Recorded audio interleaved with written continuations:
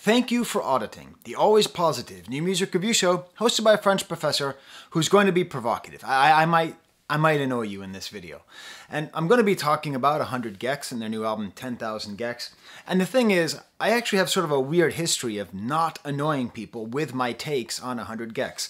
Here's some analytics I printed out for you. You don't get to see likes to dislikes anymore, but you'll see here, my first video about them, 589 likes to 1 dislike. Was that you who did the 1 dislike? Anyways, in general, 100 Gecs are a very divisive band, and I managed to talk about them in a way that was not divisive, or divisive. Whichever way you pronounce it, you're going to be wrong to half the people, so I need to tell you something about this new album by 100 Gecs. If you liked their first album, but you do not like this album, I have some bad news for you. 1, you never liked 100 Gecs. Sorry, you didn't. You didn't. You're not a fan. You're not a fan. It's okay. You don't have to be a fan. It's okay not to be a fan of a band. But if you like that and you don't like this, bad news, professor tells you that's that. Go ahead. Down thumb me. Go for it. Here's the second piece of information for you. If you liked their first album and did not like this album, you are old. I'm a 45-year-old man telling you that. Statistically, if you liked the first 100 Gecs album, you are half my age, maybe even more than half my age. And here I am telling you from my ivory tower that you are old. Well, I'm going to explain it to you. You see, this is the thing. This album, 10,000 Gecs, is very different from 1,000 Gecs. It's even different from their EP from earlier in the year, and it shows evolution. Real artists change. Real artists don't do the same thing over and over again. You think that you want them to, but you don't. This is what a great artist does. This is the story of 100 Gecs, who are great artists. Perhaps the most emblematic Zoomer band. The Bob Dylan of the Zoomers, okay? Like the most symbolic of this new generation, this hyper pop, always online. I'll get more into it. But why do I think you're not a fan? Like, you listened to 1,000 Gecs and you loved it and it meant so much to you, and now this new album, it's all like weird 90s and there's ska on it, and it doesn't do that same thing that that first album did. Well, I want to tell you something, and I know about this from experience. You don't like 100 Gecs. You're not a fan. You're a fan of how they made you feel. You're a fan of how they made you feel 3 years ago when you first heard them. You're a fan of how old you were and how you felt about your life 3 years ago when you were younger. You don't love the artist. You loved the feeling that the artist gave you at a certain time in your life. And I hate to tell you, but you're going to get stuck. Break free. Certain artists do this great service for us, where they break us free by taking us to unexpected places. Neil Young, 1982, Trans. One of the best albums of all time, if for no other reason than for its ability to shake up Neil Young fans. To take all of the boomers who thought they knew what music was and say, here's some synthesizers, I'm going to work with Devo, this is music too. He lost a lot of fans with that. Speaking from personal experience, you know, I saw Radiohead perform with the Bends, okay? I saw them at the Paradise Club in Boston, a club that a couple hundred people, 1,000 people maybe, okay? I was a real deal Radiohead fan. I bought OK Computer the night it came out, and I loved it. And when this horse hockey came out, when this garbage came out in 2000, I hated it. What are they doing? Now, of course, I would go on to evolve my opinion. But many people didn't. And to those people who rejected Radiohead in 1999, in 2000, it's not just that they were having an opinion, it's that their opinion was of somebody who didn't really love the band. They loved how the band made them feel. Of course, the artist formerly known as Kanye West does this multiple times, the first time in 2008, again 2013, again 2016. And in the world of movies, I think it's really important to emphasize how this works in Star Wars. You know, in 1999, the 4th best Star Wars movie came out, episode 1, and it revealed something about Star Wars fans, which is that most Star Wars fans weren't Star Wars fans. But I had the toys and I watched them 100 times. No, you boomer. You just liked how you felt being 10 years old. So if you listen to this music, this new 100 Gecs music, and you don't like it, good. Feel the hatred flowing through you. You, like your father before you, are now mine. Okay? That's the feeling of age. That's the mechanisms of fascism, actually, working into your brain, developing a nostalgia for a time that didn't happen but feels like it did. A simpler time that never existed but feels like it did. That's what this album can do, and that's what great artists can do. Greta Van Fleet is death. It is a good band, but it is death. Everybody thinks they want the same thing, but they don't. What we need is flexibility.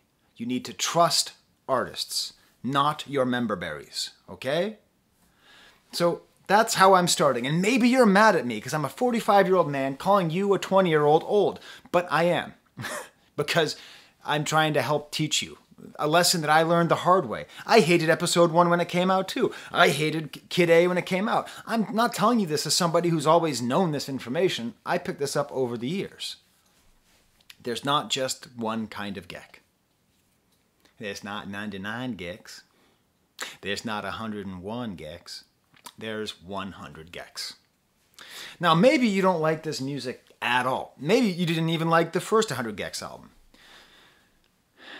That's okay. I understand it. Hyperpop is difficult. And especially if you're old, it takes a lot of effort. It takes a lot of effort for me to have started to enjoy this music. Now that I enjoy it, now that I understand that hyperpop is punk music, everything goes a lot better. Okay, now that I understand that every generation has its punk music.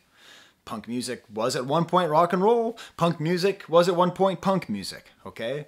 But the word punk music, what I mean is that your music that's really able to annoy old people and make young people feel a sense of understanding about the world that they live in and the way that they are rebelling against it, okay? That's what punk music can do, and 100 Gecs is punk music because it's so online, because it's so fluid in its approach. It's party music, but it's also conscious music, and you know, it's very much of its time. And just as a little example, you know, this is my 6th video in 6 days. So can you throw me a like and subscribe to me? This has been my spring break. And instead of going to Cancun, okay, instead of going to Fort Lauderdale, I just did a ton of videos, which no one's watching. No one's watching my videos. One video I removed because the artist didn't like how I represented the album. It's okay, whole story. I'm never going to intentionally or unintentionally, if I know I'm bothering an artist, I'm not going to leave my stuff up. This is for artists. That's why I do this channel. It's for artists. So, but in that video, actually, the one that I removed, I talked a little bit about 100 Gecs, and I made this mistake of not knowing, because there's 2 of them, Laura Les, I know her name, no problem, but then there's Dylan, and I got Dylan mixed up with a famous murderer, and then I finally said, oh no, the real name is Dylan Bundy, who's a pitcher, I think, for the Baltimore Orioles. The real name is Dylan Brady. And just so you understand, if you're a young person, how challenging it is to get old. The name Dylan is still fake to me. It's still a fake name. When I grew up, Pepperidge Farm remembers when nobody was named Dylan. Nobody was named Miles. Nobody was named Etta. Nobody was named Ella. All of these hipster cool music names were not in existence. So that's just something for you to know. You know, names come and go. I didn't grow up with a single Madison or a single Dylan. And now I'm a teacher, and I'm already seeing the Dylans and the Madisons age out, being replaced by the Aidens, and Aidens. You know? It's just what happens. So even in their names, they are so Generation Z, and so of the moment with their mores. I would put forth, because I've been preparing a lesson on Outcast, that they might be the outcast of hyperpop. That's just a cheesy, stupid thing that I just said, but I'm just going to say it. Now, I'm talking a big game. Okay, I'm talking a big game about how evolved I am and how you're old and I'm young. But I'm also a hypocrite. I am totally drawn to the 2 or 3 songs on this album, which are the most Gecsy, which are the most distorted, crazy, syntho wildness. The stuff that I associate with 100 Gecs, that's the stuff that is my favorite stuff now. The same way that when I watched episode 1, initially my favorite stuff was the lightsaber battles, because it's a lightsaber battle, and I like lightsaber battles because I like Star Wars, right? Star Wars. That's how I thought. I am positive as I listen to this album more, and thanks to my Patreons, I am going to buy this album. I love this album. I won't ever be able to listen to it for reasons I'm going to explain in a second. I'm sure as time goes along, tracks which initially repulsed me, like Frog on the Floor or Billy and Jamie, are eventually going to be my favorite, the same way that the political intrigue of episode 1 is the most interesting part of it. At the end of the day, it's not the lightsaber battle, it's the most interesting thing. It's the thing that the artist wanted to communicate to you. Why do we allow the idea that the customer is always right when we're talking about art?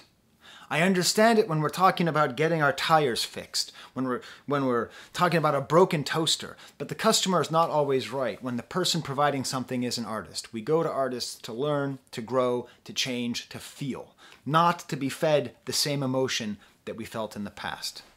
But I'm still a hypocrite, okay? I still like $757 million. That's the stuff that I like the most. Remix, right? Now, someone mentioned in a comment they wanted to know how my family felt about this album. It was predictable. My daughter initially had a favorable impression on it, and then we listened to it again later, and she said, could we make this go down to 0 Gecs? Which, you know, I wouldn't wish a YouTube career on anybody, but that's pretty funny. She also said that she didn't have a headache before she listened to it. The first joke was better. I listened to it, and I was just curious how long my wife would make it through. And she made it through the first 30 seconds of the first song. So, you know, just the whole hyperpop thing, it's just too aggravating. That's not the kind of thing she likes. The good news, and the interesting news, is that my son is a big fan. And, you know, my son is part of the reason why I know about 100 Gecs. He started listening to 100 Gecs ironically, and then came to love them. Remember when I told you that 100 Gecs is the Bob Dylan of their generation because they represent their generation the same way Bob Dylan represents his generation, okay? It's not that they're the same level of quality. They could be, who knows, time will tell.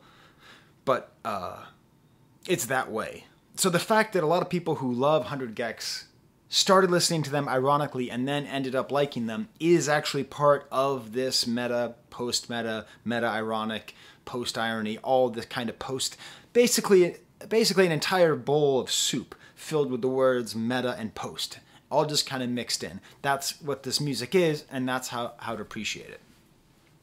So I was pleasantly surprised that my son is not old. He just sees it as straight hyper-pop. I believe he said it was totally batshit, but I love it. No. Yes, that was it. Totally batshit, but I love it. Pure hyperpop. I wouldn't wish a YouTube career on anyone, but I think, you know, my kids could have kind of a Siskel and Ebert thing going here.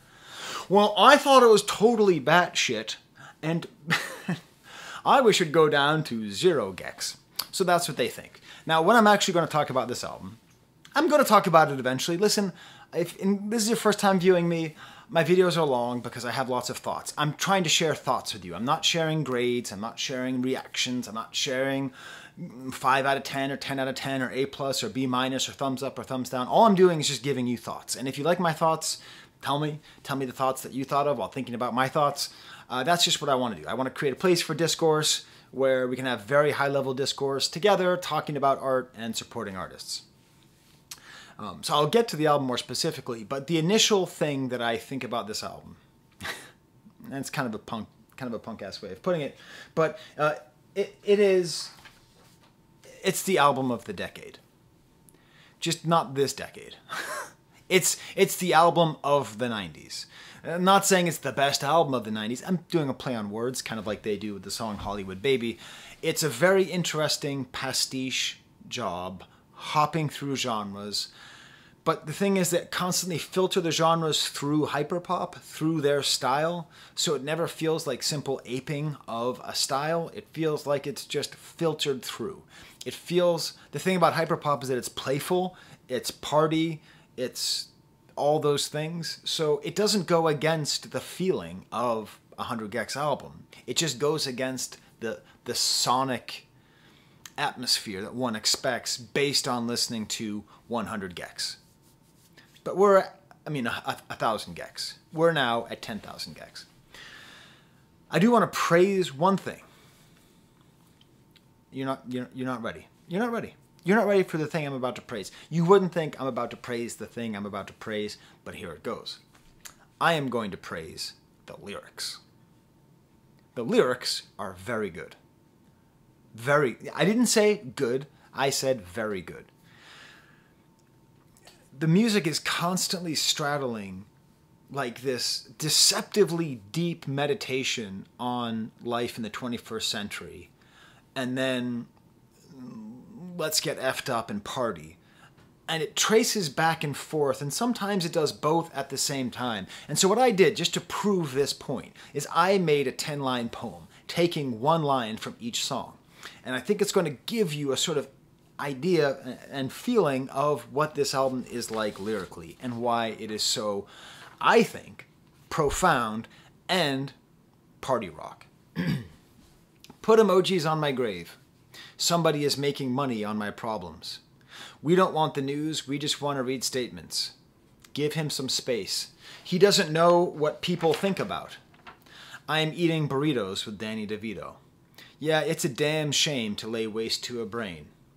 I've got Anthony Kiedis sucking on my penis. Playing violin on a sinking ship. You'll never know anything about me. Meme me. You get it? That back and forth, the depth, the shallowness, all together. Let's get into the album. I'm not really going to do a stamp and example song. This is a very tight album. Like, it's 10 songs. It could have been 2 more songs, maybe. I don't think it's short. You know what? It's perfect length. It's perfect length because, like, oh my God, I'm just realizing this now. This is not on my notes or anything. I'm just realizing it is the perfect length. Albums very rarely these days are perfect length. Streaming's messed everything up. You don't have to fit anything onto a record or a CD or whatever. But it lasts exactly as long as you want it to, leaving you want just a little bit more. And it never overstays its welcome. Now, Dumbest Girl Alive. It starts off with the THX sound, which I believe most people only know now through references to the THX sound. This is how it establishes that we're going to be in the 90s. THX was a sound company started by George Lucas of Star Wars fame, and they would do these things where they would, if they processed the sound, they had a little trailer, sort of stinger ad before a movie. And it would make this cool sound. It was parodied on The Simpsons. And so I think this has nothing to do with that. I don't think this is actually in reference to Lucasfilm, in reference to a movie. I think this is in reference to one of the greatest albums of the 1990s, The Chronic 2001, which came out in 1999, but was titled 2001. Super smart guy, knowing that the album would last a couple years. Amazing album. And do you know how this album starts? You don't know, because it's not on streaming. It's a huge mess. It's really hard to find Dr. Dre's music. It starts with the THX sound. Okay? That's how it starts. So I think this is starting off this kind of conversation with the 90s to connect you with the movies of the 90s, but also, and to connect you with Star Wars and George Lucas, who's going to be an important figure kind of going throughout, but also this sort of sound. And then we get this pop punk guitar, this hot topic guitar, emo punk guitar, hard guitar. I realized when I really listened to this that even though the guitar tone is a pop punk guitar tone, the way that the guitars and the drums mix together, the 90s element this is taking from is the White Stripes. Did you think of that? Still little bits of Gecsiness with little synth playing the melody, thematically very consistent with a lot of their work. I'm dumb when I'm high, I'm smarter than I look. And then little deeper things. I got money in my eyes, I got money coming out my mouth, and I don't keep count. You know, this whole idea of like the corruption of money, and it's not really clear why this person is dumb. By the way, dumb is a ableist word. And just so you know, if you're, I tell this to my kids all the time. You know, like when I grew up, homophobic slurs were not seen as being a big deal. Like they were maybe not great, but definitely not a big deal. And now it's terrible. Now we know it is as terrible as it always was. The same way in my father's generation, racial slurs were kind of accepted. And so when I tell my kids, you know, oh yes, I used to say that something was gay in a pejorative way when I was growing up. That I did. I know better now, but I didn't know then. And they're sort of like, wow, I can't believe that. And I'm like, just so you know, your kids are going to look back at you and say, I can't believe you called people dumb. I can't believe you called people stupid. That's terrible. And my kid's like, no, that's not true. No, what are we just supposed to do? Just say silly? You know, the arc of moral justice in the universe curves towards justice, right? The moral arc, what is the Martin Luther King line?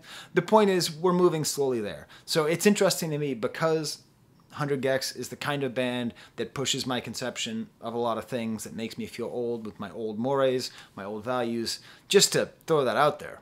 It's not okay to say that something is dumb. I do it. I'm going to continue to do it up until the point where it is no longer, the cognitive dissonance in my mind overruns it. But just a little thing out there. That when you play this song for your kids, they're going to be like, ooh, gross, dumb, ew. By the way, did you not give me a thumbs down until right then? Oh my, I know it. I'm glad. I want that thumbs down. Don't undo it. I like that thumbs down. And it breaks into like a trap beat and a super altered voice and booming bass. This album, like the last album and like the remix album, like everything they do, is just so well produced. Laura and Dylan are such good producers. They just know how to make these little moments, great sounds, great head nodding feeling, and pop punk and all these things mixed around. We then get to the song 757, which is just produced by Dylan, not Bundy, Brady. Just produced by Dylan Brady. Which is interesting. Hey, this, oddly enough, is the comforting song. You hear this and you're like, oh, okay, now I'm in a Gecs album. It's all kind of vocoder, kind of daft punky, you know. 757, y'all never go to heaven. I've been 757. Cool kind of like hard style drums, just this relentless words. But then it kind of breaks and has this beautiful section, interior gas station, McDonald's. So it's like this great mixture between sort of like this, like, kind of delicate song and sort of a parody or satire of Harder, Faster, Stronger, Better by Daft Punk. And then we get at a certain point a Star Wars sound of a TIE fighter. Back there. That, by the way, that box, that is the box of the TIE fighter that I played with as a kid. Front of the box. That gives me the member berries, how I felt as a kid playing with TIE fighters. Before I was challenged to understanding the wisdom and greatness of Jar Jar. The eternal struggle. Then we get to the song Hollywood Baby, which I can't figure out. Is this redundant? Is this redundant with the first track? Is Dumbest Girl Alive and Hollywood Baby too similar? I can't tell. Having 757 in the middle helps to break them up, but this has that super pop punk way. The way that I think it's not overdone or unnecessary is that this actually reminds me more of Weezer than it does of like Blink-182. I like how there's a rhyme with lazy and baby, and that itself is a lazy rhyme. I love the double, like the play on words. Like the my play on words with the album of the decade, just not this one. You'll never make it in Hollywood Baby. Like, you are a Hollywood baby going back to the crib, and then the crib is where a baby sleeps. That's where my baby's sleeping right now upstairs. you know, like also a crib as being a house, and he's playing around with all these different words. And then my favorite bit of singing from Laura on here is the way she sings "You'll Never Make It in Hollywood, Baby." I feel like often her voice is kind of, you know, bratty, but here it's like kind of sexy. And I don't know, like maybe she could do more of that. I don't, just maybe more sort of dynamism to the way she's singing. I really like the acoustic bridge, because the acoustic bridge should be the most standard rock music. I think it's stock. I think it's the most, you know, stock sounding thing, but then that's where the voice is most altered. Shout out if you get the reference. Put in the comments if you, any of the references I throw out, you could just put them down there. Because I throw out references all the time in my videos. I never know where you're going to get them. Then we get to the Spirit Breaker. We get to the song that is broken and done. Like, if you hear this song and you're still on board, congratulations, you're a 100 Gecs fan. If you hear this song and you bail, I get it. Because this really tests you. It's a high school, it sounds like a song written by a high schooler in a ska band, in a punk ska band. There's like beatboxing. It sounds like it sounds like music made by somebody who only listens to Beastie Boys and They Might Be Giants. But now that I've listened to it enough, it's still a really good song. It's weird because I actually once wrote a song about a cricket when I was in high school. And it reminds me of that. I actually quoted it in my high school yearbook. I quoted my own song. That's how cool I am. But it's the same kind of thing of like, and I realized what fascinated me at that time, I think is what fascinates 100 Gecs with the frog on the floor here. Now it becomes a fantastical story, which I'll discuss, but it's the idea of the chaos of nature in the controlled environment.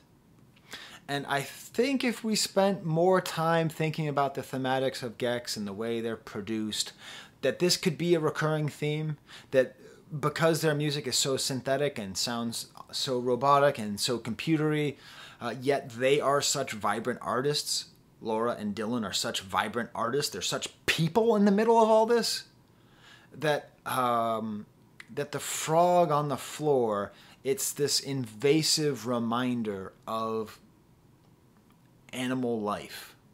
It's very similar, I think, to the line talking about Colorado, smelling the trees in Colorado. And I get it, stoners. Trees means weed. I get it. I know trees means weed. Colorado, I get it. But I don't think it just means that. I also think it means the feeling of splendor that you can get when you're in nature, which, given the way that we live our life and the way that you're probably leading your life, if you're watching a 45-minute video about a 100 Gecs video, album, I don't know how long this is going to be. I'm going to assume it's 45 minutes. You probably spend too much time inside too. So a frog on the floor, it's like when I had a cricket in my room in suburban Massachusetts. I'm like, wow, like a cricket here. Also reminds me a little bit of the Pearl Jam song Bugs off of Vitalogy, which is my favorite Pearl Jam song because it's the song that most Pearl Jam fans hate. But this song just goes full ska. And oh my God, I mean, how do you even talk about ska? I mean, I was big into ska. I mean, there was a period of time where basically every alternate kid had a ska phase. So my ska phase, I grew up near Boston, so I was really into the Muddy Muddy Bosstones and Bim Scala Bim. Whoever it was out of Boston that was making ska. And the thing about ska is you love ska and then you hate it. You hate it, it repulses you. Like you're ashamed of the fact that you ever even liked it. So to have so much ska in this album is so interesting because it's still always hyper-popsy, but it's also very ska. And I imagine some kids are going to listen to this and like be like, hey, what music is like this? And then they're going to discover the specials and they're going to discover all the ska music that they missed. You know, the Pie Tasters and Dr. Skankenstein. I don't know if that's a real name of a ska band, but that's France Cough Ska. That'd be the name of my ska band. That's probably actually already a name of a ska band. But then there's all these little moments in this album. Like in this song where there's this like little talk box guitar solo and all these like rivets in the back. It's like this little like 70s funk jam thrown in the middle of this. all the while we had this kind of story about this frog taking part in a party. And this is not the last time that the words crazy frog are going to come into my mind, because Crazy Frog, if you've never seen the Mike the Snare video about Crazy Frog, it's really quite good. I think I'm at the end of that video. I think that was his end of year video from a couple years ago. But you know, the sort of ringtone songs of the 90s were really important. 90s, 2000s, more 2000s, but still, I do think that a frog inevitably brings that up. We then get to the song Doritos and Fritos. Now, if you're on my Instagram, you saw me pose with a bag of Doritos and Fritos. My kids are having a party tonight, so I'm just leaving all the Doritos and Fritos downstairs for their friends. This starts off with these really cool harmonics on the guitar. So, oh wow, I have a guitar here. So if you play like on certain frets, especially the 12th fret, it makes this cool noise.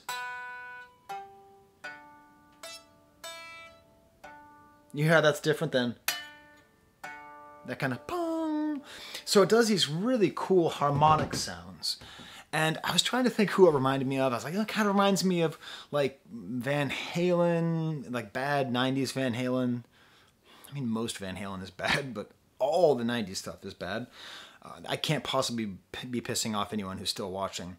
Maybe Extreme, another Boston band that did kind of like funk, metal, hybrid. But what I realized this actually reminds me of is an 80s band, Oingo Boingo.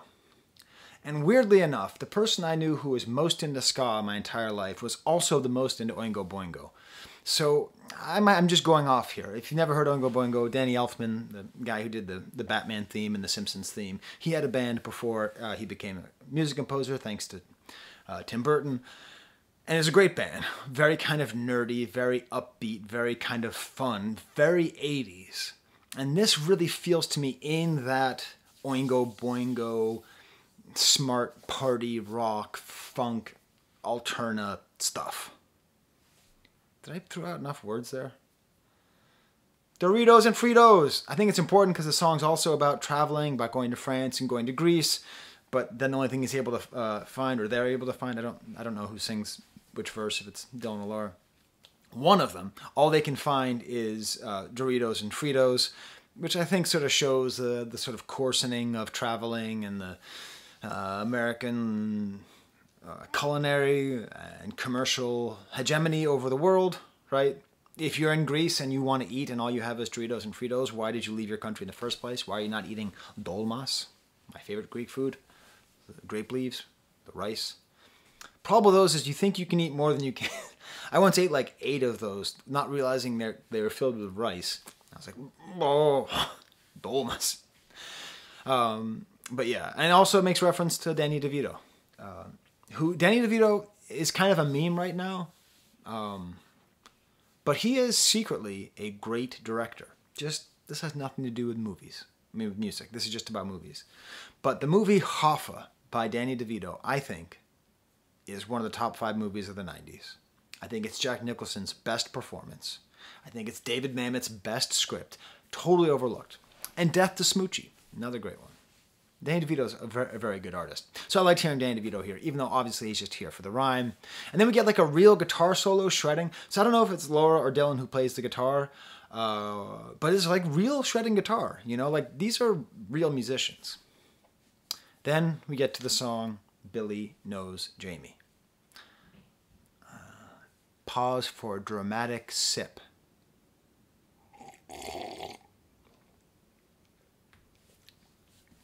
The 90s are all fun and games up until new metal comes around. Ew. I don't mind the hair metal and the grunge. Oh, some hip-hop renaissance. Oh my God. Are they really doing it? Are they? I could take the ska, but you're going to make me listen to new metal, to rap metal with the scratching? You're going to make me listen to Limp Bizkit style music? Oh my God. 100 Gecs. You are pushing. You're pushing it, Gecs. You are pushing it. Pump your brakes. It's good. It's good. It's good. It's a good song. Wait, was Limp Bizkit good all along? No. I hope not. Jesus Christ. I might have to rethink this whole worldview thing. It's interesting because I think in a similar way that like they're able to do like the Oingo Boingo song that's like better than Oingo Boingo. And I think this is a Limp Bizkit song that's better than a Limp Bizkit song. Later they're going to do a Beck song that's better than a Beck song. Maybe just that the fun of the way they do it and they mix it up with their personal style. I don't know. But Billy Knows Jamie is a good song. And I think it's actually tied into the... I think there's lore, by the way, to this album. I'm not into that stuff. I'm not like into lore. I think it's silly. But I think I'm starting to pick it up. The next song, featuring drummer Josh Freese. This is the deepest song. This is the song I think is the intellectual heart of this album. I think this is the real depth. I think these are the best lyrics on the album. Because there's only one set of lyrics. $1 million.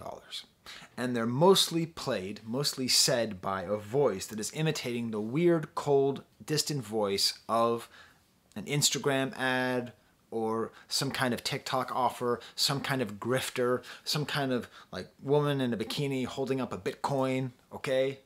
I know you can't hold up a Bitcoin, but it sounds funny. A woman in a bikini holding up a Bitcoin saying, $1 million.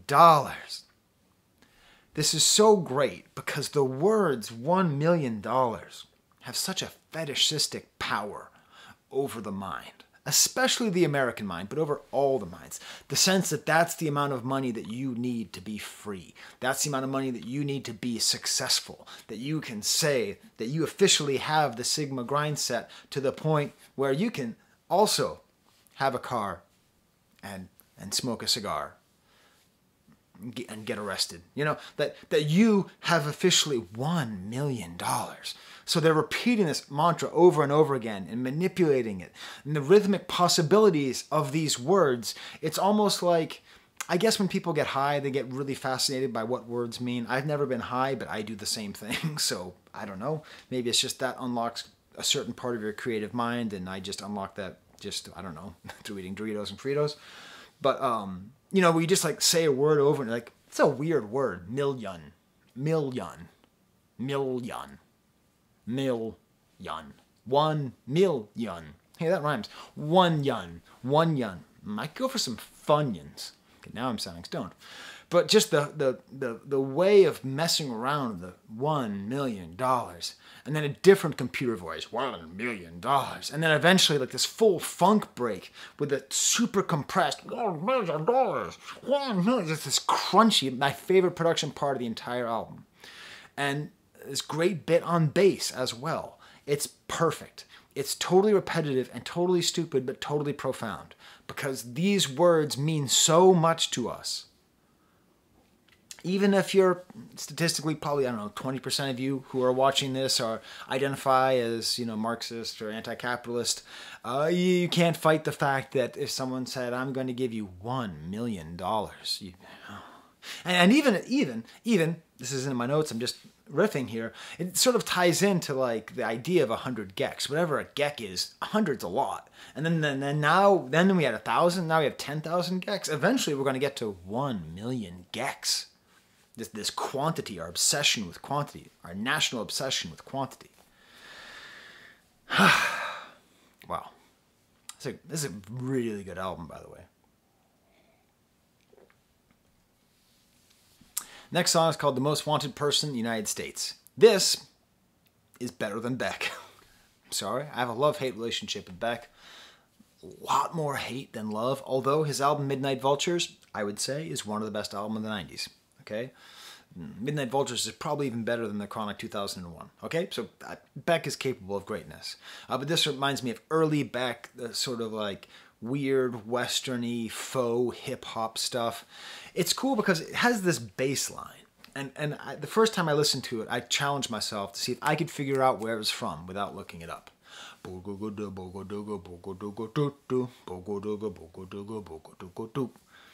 And I knew it was in my head. And I was thinking, I go, it's Ninja Man. My weapon, my weapon. That's what it was. And I looked it up, and I looked up on who sampled My Weapon. It wasn't that. I was like, maybe it's a different Ninja Man song. I looked up a different Ninja Man song, and there was the bass line. And then I looked that up on who sampled, and it turns out the original is by someone named Wayne Smith, and the song is called Under Me Slang Tang. Under Me Slang Tang. Produced by King Jammy. Just, hey, I don't talk about reggae on this channel, but you ever want to just get lost down a rabbit hole of amazing music? Just type in King Jammy and listen to his reggae. Oh my God. Beautiful, beautiful stuff. So, and then I did some more research and realized probably why this was used is the Los Angeles faux ska funk, I don't know, Sublime. Sublime is one of those bands that was big when I was young, and I hated them then, and I hate them now, sorry. But they also sampled, so this is probably a Sublime reference as well. And this actually reminds me thematically very much of the 90s as well. This feels to me like they just watched the extremely 90s movie Natural Born Killers, directed by Oliver Stone, written by Quentin Tarantino, starring Juliette Lewis and Woody Harrelson. And you want to talk about a movie that is not the sum of its parts. It is a wildly disappointing movie. It's good. Is the soundtrack by Trent Reznor? I think Trent Reznor has something to do with the soundtrack. Just how 90s can you get? It's good, but it's a little overrated. It's a little too Oliver Stone, not enough Quentin Tarantino. But it's about this sort of like Bonnie and Clyde serial killer chic thing about these people on the run. And that's how this really feels. But here's my theory. My theory is it's actually Billy and Jamie. Because in the previous, the song before $1 Million, Billy and Jamie, they like had a gun and they kill people and they're smoking crack or meth or some kind of rock that you smoke. So maybe, although that's then really undercut by the fact that Laura sings a verse, and I believe that Billy and Jamie are both supposed to be men. So I was having fun having a sort of queer-coded Natural Born Killers, which then made me think, why isn't there a Natural Born Killers movie where the lovers are men? That'd be like a great movie, wouldn't it? I'm just going to throw that out there. That you can take that. That's my gift to you. But this has that line, got Anthony Kiedis sucking on my penis, which is just, I think, I can't tell you how good of a lyric that is because it's so silly and you don't believe me. You don't have to believe me. It's okay. Who am I? I'm just some guy sitting in my room. But to have a trans woman sing that line, got Anthony Kiedis sucking on my penis. The fact that there is, I mean, first of all, trans women and trans men were largely invisible during the 90s. To me, they were completely invisible. I'm not saying they weren't there. Of course they were there. But they were not visible. Part of what has made the last 10 years so great, part of the reason why, despite all the setbacks, that the moral arc of the universe is arching towards justice, is that we are finally starting to make some progress towards justice for trans people, okay? So to talk about a figure from the 90s, Anthony Kiedis, even though he started in the 80s, he was a real sex symbol in the 90s, just the hottest dude on earth, and his shirt off, and his dick out, all that stuff. To take this like swinging bravado thing and have a woman sing about him sucking on her penis, it's sort of the entire album in one moment, because it's funny, but it's also deep, and it's transgressive, and it's brave. It's just a great lyric. It rhymes. Penis and penis rhyme. But it's okay. Do you get it? Do you get that whatever they were doing with Ring Ring on My Own Ringtone, whatever, that's cool, but this is deeper. There's also a Public Enemy whine in the back, so doing some of that, some more scratching. And again, if I had to choose between listening to an early Beck album or listening to this, I'd listen to this on repeat. Next song is called I Got My Tooth Removed. I got my tooth removed. This has help from DJ Final, who's been doing lots of the DJing here, and real drums by Josh Freese. It starts off with this weird 50s throwback, almost like an emo parody of 50s music, and then it becomes bratty post-punk, and then it becomes full ska. It becomes sort of dental body horror. So I've had a lot of dental work. I had my tooth removed. You see, I I show a tooth. I show a tooth back there. I've had so much work done on my teeth. So much. When I was in high school, I never did drugs, but I sort of inherited the desire to consume. So I just ate Nerds, the candy, and I didn't brush my teeth. So like my teeth are just, I got Darth Vader mouth. It's terrible in there. I've had so much dental surgery. And so to have this whole like body horror, mouth horror thing with a weird ska thing that's super catchy. I brushed every day. And there's like a full like auto-tune weirdness. Almost sounds like a parody of 808 and Heartbreak. And then this is where I'm talking about the lore. The lore. Because I think it's Laura. I think she's the one who sings about having her cheeks puffed up and then eating flies. Which means she was the frog. No, actually. No, because the frog in the frog is referenced as a he. So it must be Dylan. Dylan is the frog. All along. And then Billy and Jamie were at the party. And then they killed some people. Okay. My daughter asked... Sorry. It's a little bit painful because sometimes when I ask my kids what they think about music, they sort of have these like pithy responses where I can tell they want me to include it in my review. And I feel like a bad parent for including it in the review because it's sort of encouraging bad parasocial behavior. But what can I do? She nailed it. She goes, "How would you classify this? Ear torture?" The timing was that good. And then she says, "Or is this music just, I don't know, everything everywhere all at once music?" I'm telling you, you don't need me. You know, we got Nepo baby YouTubers going on in the future here. Because I could redo this whole video explaining the parallels between everything everywhere all at once and this album and the sort of ways that they both communicate very similar things about our multiple identities and fractured identities and modern alienation and sense of belonging. And oh my God, I could do it. I'm not going to. I'm already past the 45-minute point. I passed the 45-minute point. Listen to that song. That's the joint. Malibu's Most Wanted. Next song is called Meme Me. It's not. It's called Me Me Me. But I think that's on purpose. I've never thought about the fact that meme is me. And this, much like 757 and much like $1 Million, this is like a comfort song where you're like, okay, this is a Gecs song. Rapid fire vocoder songs.